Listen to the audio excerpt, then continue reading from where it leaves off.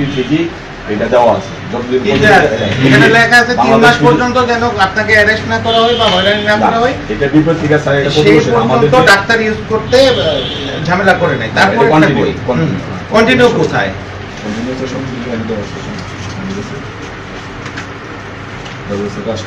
না, ওইটা আমি জানি। আপনি ইয়া দেখেন রিটের সর্বশেষ রায় কই, সর্বশেষটাই দিয়ে দাও। না না না, এখানে তো কিছু লেখা নাই। এখানে 3 মাসের কথা বলা যাচ্ছে, তারপরে যে এটা এক্সটেন্ড করা যাবে কিংবা হচ্ছে একটা নির্দিষ্ট সময় পর্যন্ত। আপনি কি জানেন? আপনি কি জানেন এই ব্যাপারে? না না, এটা তো লেখাই না। ফিজিও থেকে এমবিবিএস বিডিএস ছাড়া এই যে এমবিবিএস বিডিএস শুধু মানে এটা ছিল শুধুমাত্র ডিএমএফ এ, আর এটা হলো ফিজিওথেরাপি। আমরা যদি আমাদের আপনি ফিজিওথেরাপিস্ট লিখে আপনি করতে পারবেন, আমি ফিজিওথেরাপিস্ট আমি কিন্তু আপনি ডাক্তার লিখতে পারবেন, ডাক্তার আপনি লিখতেই পারবেন।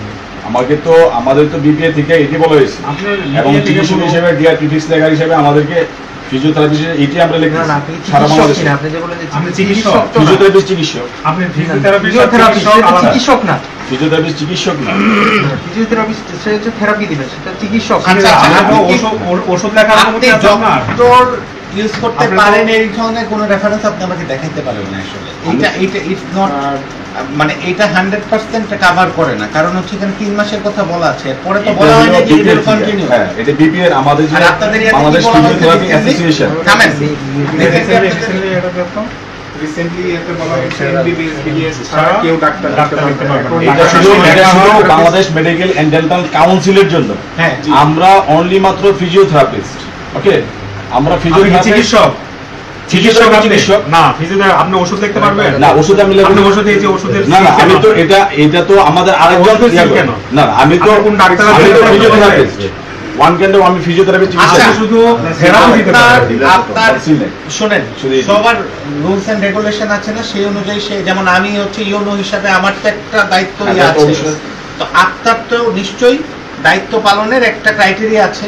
সেই ক্রাইটেরিয়ার মধ্যে না থেকে আপনি যখন হচ্ছে ডাক্তারের ওষুধ লিখবেন, কাউকে এমবিবিএস চিকিৎসা দিবেন, সেই ধরনের কাজগুলা করবেন, তখন তো আপনি আপনার শর্ত ভঙ্গ করছেন কিনা, এবং এই ধরনের অজস্র অভিযোগ আছে ওনার বিরুদ্ধে, তাই তো? এটা একটা ওষুধ, ধরেন এই ওষুধটা দিতে পারেন আপনি, এটা তো মানে পেইনকিলার শুধুমাত্র পেইনকিলার আমরা সারা দিনের শুধু পেইনকিলার একটা না, এইগুলো ওষুধ কোম্পানি দিয়ে যায়, সেগুলো না ওষুধ কোম্পানি দিয়ে যাবে কেন? আপনি নিশ্চয়ই ব্যবহার করেন। আর কি ওষুধ আছে?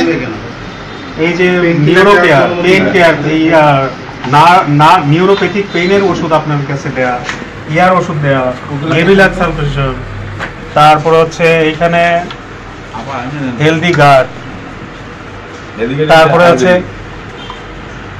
ইনহেলারেরও ইয়া দেয়া। এই যে ইনহেলার আমাদের করতে পারে, আমাদের না, না আপনার না, এটা আপনার এই টেবিলে বসে গিয়ে তাহলে অর্থোজেন, এই অর্থোপেডিক্সের ওষুধ আপনি কেন? অর্থোজেন কেন? তারপরে এই যে নার্ভালিন, এগুলি তো আপনার থাকার কথা না। আপনার থাকবে হচ্ছে কি আপনি এই মেশিন দিয়ে আপনি শুধু ফ্রিজে থাকবেন, এই সংক্রান্ত দুই একটা ওষুধ থাকতে পারে হয়তো, কিন্তু আপনি তো যেগুলো রাখতেছেন সেগুলো একদম এমবিবিএস ডাক্তার কর্তৃক হচ্ছে প্রেসক্রাইব করার মতো। আপনি কি দেখাচ্ছেন আমাকে? এগুলো রেজাল্ট শীট দেখে আমি কি করব? না রেজাল্ট শীট দেখে, না রেজাল্ট শীট দেখে আমাদের মানে যেটা আমি বিশ্বাস করলাম আপনি ফিজিওথেরাপি একদম যোগ্যতার সাথে পাস করেছেন, but that's not enough to have practice such kind of thing. আপনি এটা প্র্যাকটিস করতে পারেন না, বুঝছেন?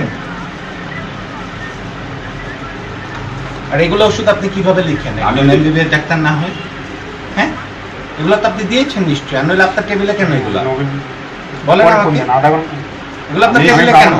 আমরা যে ফিজিওথেরাপি প্র্যাকটিস করি, আপনাদের প্যারালাইসিস যদি অর্থোপেডিক্স যদি আমি অর্থোপেডিক্স এনে হতে আমি এমবিডি করতেছি, মাস্টার্স অফ ফিজিওথেরাপি, ঠিক আছে, আমার 1 বছর মানে কোর্স কমপ্লিট। এখন কথা হলো এমপিটি অর্থোপেডিক্সে আমাদের ইন্ডিয়াতে যা যা শেখানো হয় সেগুলি আমরা ইউজ করি, এবং বিপিটি আমরা বাংলাদেশে ফিজিওথেরাপিস্টে যা যা আমরা ইউজ করার দরকার আছে আমরা সেটা, আমরা শুধুমাত্র একমাত্র প্যাশন প্র্যাকটিস করি, ফলো আপ দেখি সবগুলো। আপনি ডাক্তার লেখেন সেটা কোনো প্রমাণক আপনি দেখাইতে পারেন? হ্যাঁ, হোয়াটসঅ্যাপে আমার যে কোর্টের যে যেটা আছে এটা 2022 পর্যন্ত, জিবে থেকে এখনো পর্যন্ত আমাদেরকে বিপিএ থেকে আপনি দেখান এখন পর্যন্ত। এটা আমাদেরকে শুনেন 2022 পর্যন্ত এখন হাইকোর্ট সরাসরি নির্দেশনা দিছে যে এমবিবিএস বিডিএস ব্যতীত সেটা ফিজিওথেরাপি হোক, আমাদের ডিএমএফ হোক, কেউ লিখতে পারে না। ইনফরমেশন আমাদেরকে দিতে হবে।